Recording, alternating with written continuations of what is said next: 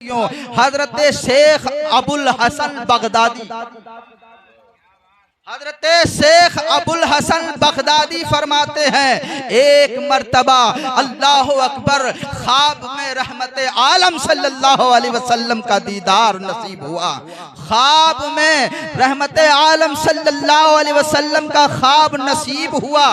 और जब ख्वाब नसीब हुआ तो आप फरमाते हैं, जब दीदार हुआ तो मैंने आका करीम से पूछा, या रसूल अल्लाह सल्लल्लाहु ताला अलैहि वसल्लम, ए अल्लाह के रसूल, आप हमारे लिए दुआ फरमा दें, हमारा खात्मा कुरान और सुन्नत के अमल, कुरान और सुन्नत के अमल पर हो। अल्लाह अकबर। तो सरकारे दो आलम सल्लल्लाहु अलैहि वसल्लम ने अबुल हसन बगदादी से फरमाया, अरे तुम उस पीर के मुरीद हो। अल्लाह अकबर। प्यारे आका सल्लल्लाहु अलैहि वसल्लम इरशाद फरमाते हैं, ए अबुल हसन बगदादी सुनो, तुम्हारा खात्मा बिल खैर कुरान और सुन्नत के अमल पर ही होगा। तुम्हारा खात्मा कुरान और सुन्नत के अमल ही पर होगा। अबुल हसन बगदादी फरमाते हैं कि 3 मर्तबा रहमत आलम सल्लल्लाहु अलैहि वसल्लम का दीदार नसीब और तीनों मर्तबा मैंने आका से पूछा, या रसूल अल्लाह आप दुआ फरमा दे। अर्ज की, आप दुआ फरमा दें या रसूल अल्लाह, मेरा खात्मा ईमान पर हो। अल्लाह अकबर। तो तीनों मर्तबा रहमत आलम सल्लल्लाहु अलैहि वसल्लम ने फरमाया, ईमान पर होगा, सुन्नत पर यानी सुन्नत के अमल पर होगा। मेरे भाई, एक बात बता के गौसे पाक की, एक बात बता करके गौसे आजम की, एक शान बयान करके गौसे आजम की मैं अपनी गुफ्तगू को मुकम्मल करना चाहता हूँ। और मिंबर से अल्हम्दुलिल्लाह मौलाना अब्दुल कादिर से और दीगर उलमाए किराम से और नाज़िम से भी मेरी गुजारिश है, मेरा वक्त हो जाए फौरन आप इशारा फरमा दें। मैं वक्त को खाऊं, ये वक्त को नहीं हूँ। अल्हम्दुलिल्लाह मैं वक्त को खाता नहीं हूँ। जब इशारा मिल जाएगा इंशाअल्लाह मैं मुकम्मल तरीके से फौरन वमा अलैना इल्लल बलाग कर दूंगा। मैं बताना ये चाहता हूँ, गौसे आजम की वो शान है, एक ज़ईफ़ा है, दरिया के किनारे बैठती है और दरिया के किनारे जब बैठती है तो खाली नहीं बैठती है, खाली नहीं बैठती है, वो रो रही है, आहो बका कर रही है। दरिया के किनारे बैठ के रोया करती थी। अल्लाह अकबर, अल्लाह अकबर। एक मर्तबा गौसे पाक का गुजर हो गया। गौसे आजम ने जब देखा कि एक ज़ईफ़ा दरिया के किनारे रो रही है, आहो बका कर रही है, ये सबसे बड़ी करामत मुलाहिज़ा फरमाए। वो औरत दरिया के किनारे रो रही है, आहो बका कर रही थी, अल्लाह से दुआएं कर रही थी, अल्लाह से फरियाद कर रही थी। अल्लाह अकबर। क्योंकि उसका बेटा मेरे भाइयों उसी दरिया में डूब चुका था।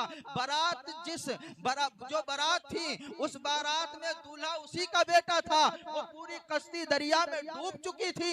हाँ, मैं तुमको बताना यह चाहता हूँ, गौसे आजम ने पूछा, ये बताओ तुम इस दरिया के किनारे क्यों रो रही हो और तुम क्या अपनी जबान में कह रही हो, क्या अल्लाह पाक से दुआएं कर रही हो? तो उस औरत ने कहा, ऐ अब्दुल कादिर जिलानी, मैं अल्लाह की बारगाह में फरियाद कर रही हूँ। आज से नहीं 12 साल का अरसा गुजर गया है। जब मैं आती हूँ 12 साल से आती हूँ दरिया के किनारे बैठ करके आहो बका कर रही हूँ, रो रही हूँ। मेरा बेटा दूल्हा था और तमाम बराती थे। वो कश्ती इसी में जो है डूब गई थी। अल्लाह अकबर। नाव इसी में डूब गई थी। तब से मैं बराबर 12 साल हो गया है दरिया के किनारे आते आते, रोते हुए, दुआ करते करते। अल्लाह अकबर। इतना सुनना था, सैयदना अब्दुल कादिर जिलानी बगदादी ने अल्लाह से दुआ की। जैसे ही अब्दुल कादिर जिलानी बगदादी के हाथ रब की बारगाह में उठे, वो अब्दुल कादिर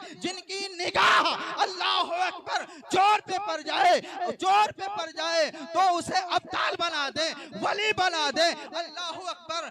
जिस गौसे आजम के ऊपर विलायत नाज करती हो, करामतें नाज करती हो, वो गौसे आजम ने अपने दोनों हाथों को अल्लाह की बारगाह में बुलंद किया और दुआ फरमाई। इधर दुआ मुकम्मल भी ना हुई थी, 12 साल की डूबी हुई कश्ती फौरन पार। नारे तकबीर, नारे तकबीर, नारे रिसालत, नारे रिसालत। 12 साल की कश्ती फौरन बाहर आ गई और 12 साल के बाद में अगर कश्ती बाहर आए तो मेरे भाइयों कश्ती तो बहुत दूर की बात है, हड्डियों का भी पता नहीं चलेगा।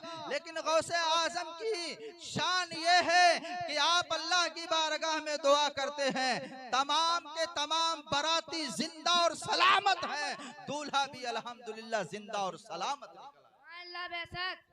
सलामत निकल आया। ये शान बड़े पीर की है, ये शान बड़े पीर की है। मेरे भाई एक ज़ईफा मेरे आका हुजूर गौसे पाक रदी अल्लाह ताला अन्हु की बारगाह में एक अपना बच्चा लेकर के आती है, कहती है हुजूर आपकी खिदमत में रहेगा, हुजूर आपके पास रहेगा, आप इसे इल्म से भी नवाजिए, आप इसे इल्म से भी नवाजिए और आपके पास रहेगा, अच्छा अच्छा खाएगा, अच्छा अच्छा पिएगा, तो इंशाअल्लाह ताला मेरे बच्चे की सेहत भी बढ़ जाएगी, मेरा बच्चा तंदुरुस्त भी हो जाएगा। मेरे भाई मैं बताना यह चाहता हूँ, गौसे आजम की बारगाह में जब वो औरत आती बच्चे को पेश कर देती है, गौसे आजम उसे कबूल कर लेते हैं। कुछ अरसे के बाद जब वही औरत दोबारा आती है, माँ की ममता तड़प जाती है, कहती है अपने बच्चे को जाकर के जरा देख लूं। अल्लाह अल्लाह, तो मदरसे का हाल जानते हो क्या होता है, अल्लाह अकबर।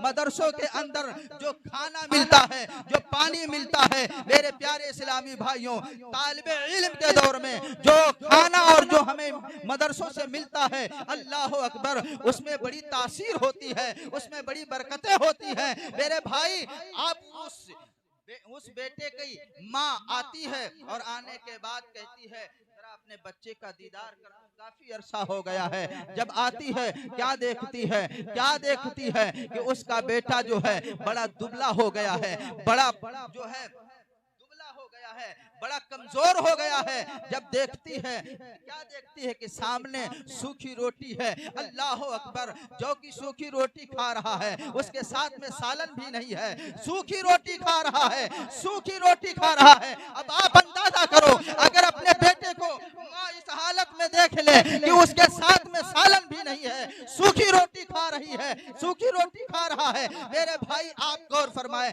अल्लाह अकबर। अब दिल के अंदर थोड़ा सा मलाल पैदा हुआ।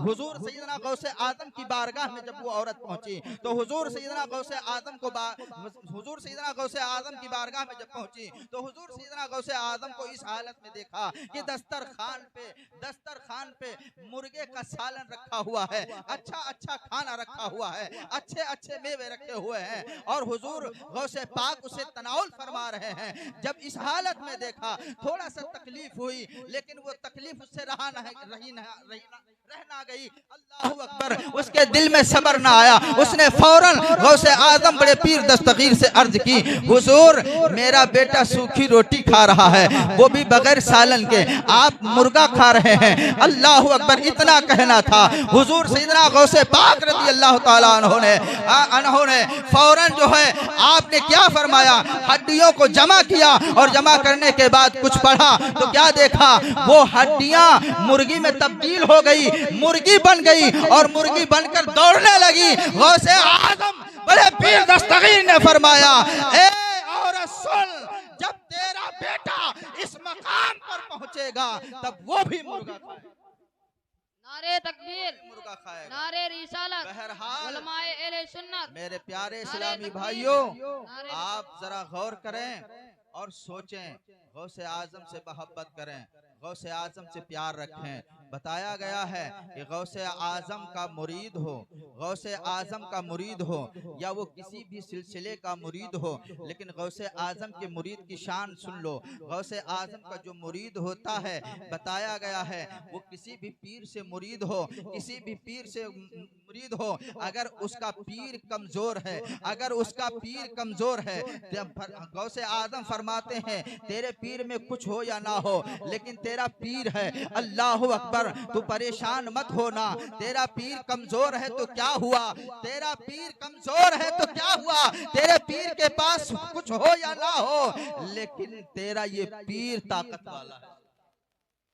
सुभान अल्लाह, ये है शान गौसे पाक की। बहरहाल मेरे प्यारे इस्लामी भाइयों, आप किसी से भी पीर जो है मुरीद हो, अपने पीर की इज्जत करें, एहतराम करें। और ये भी क्या है कि अगर आप किसी से बैत हैं तो आप उस बैत को तब्दील नहीं कर सकते। जो पीर जैसा पीर आपका है, अगर आप उससे मुरीद हो गए हैं तो आप परेशान ना हो।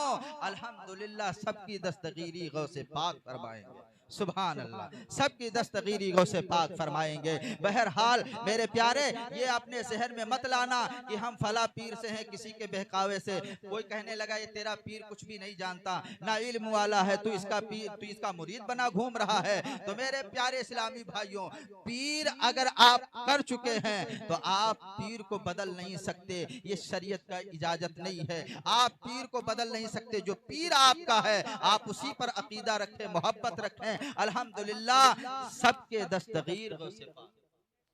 अल्लाह की बारगाह में दुआ है कि अल्लाह हम सबको इस पर अमल की तौफीक और रफ़ीक अता फरमाए। अस्तगफिरुल्लाह रब्बी मिन कुल्लि ज़ंबिन व अतूबु इलैह व मा अलैना इल्लल बलाग। अस्सलामु अलैकुम।